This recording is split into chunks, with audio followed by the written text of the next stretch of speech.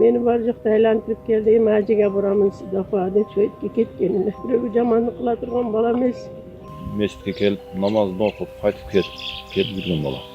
Mektepi жақсы болчу, адепті болчу, иманды болчу, тәртіпті болчу. Мыйзамды сыйлаган жаран катары жүргөндүгү белгилүү болду.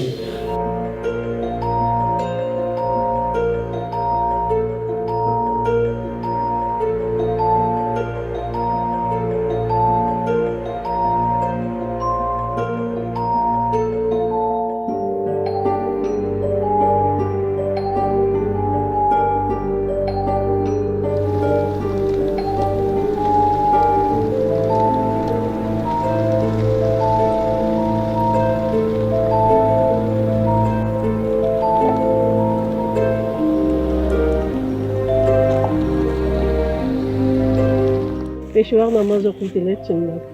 Sinesinde apa, ayağım içmem, papuşem çekmem, şişi bağamın apa dep, meni bar jokta aylantirip keldi, Majiga boramın dafa dep şöyle ketkenine. Birevi jamanlık kıla turgan bala emes. Rossiyada köp yıl Rossiyalarda жүрдü da. Litvalarda maşina alıp kel maşina satıp жүрдü, Stroykada işlep жүрдü. Hiçbir jaman iş bolgon emes da. Şu Şvetsiyaga men barbay kaldım. Kayaka bargan bolsa men bile жүрдüm. حي على الفلاح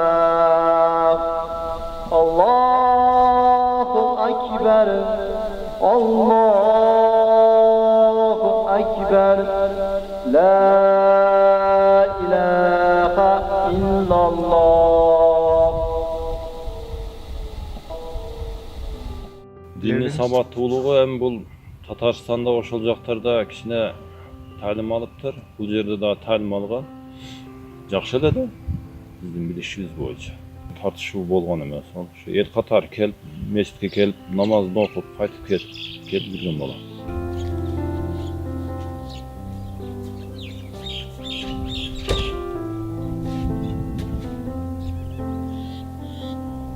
Өтө жакшы бала эле. Сабакты жакшы окуйт эле, тартиби да жакшы бала эле. Биз 2-3 күн болду, интернеттен көрүп, ата ушундай болуп кетти деп таң калдык. Мен ишенбейм мисалычы. Ошо баланын ушундай болуп кеткенине. Бул бала бир жакшы эле иштеп жүргөн. Ошто окуган, тартиби өтө жакшы болчу.